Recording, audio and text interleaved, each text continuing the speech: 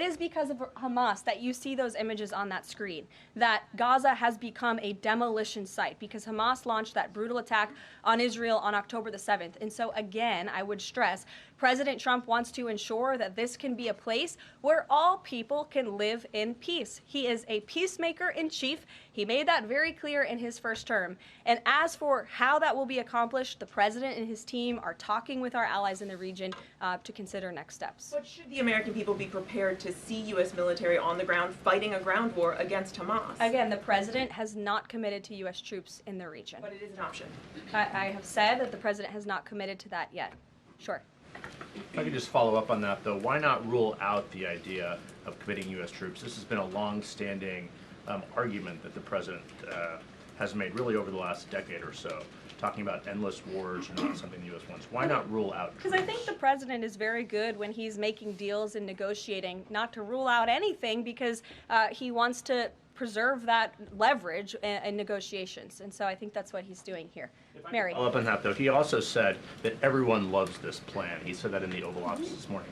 Sure. In fact, the Deputy Prime Minister of Jordan called it a declaration of war on the Arab people. So how does he square the fact that even some Republicans on the Hill are objecting to this or questioning this? How does he square the fact saying everyone loves this plan? Well, King Abdullah of Jordan will be here next week, so I can provide you more context on the conversations he will have directly with the President of the United States after that meeting. And I would just point out that there's been a lot of leaders and officials all around the world who have doubted, I suppose, the deal-making ability of President Trump. You heard the Panama leader saying that he would not agree to some of the concessions that he has now made because of Secretary Rubio's visit. You had the Colombian president saying he wouldn't accept flights of Colombian illegal nationals who have entered into our country illegally, and those flights are underway. So actions speak louder than words. Dasha.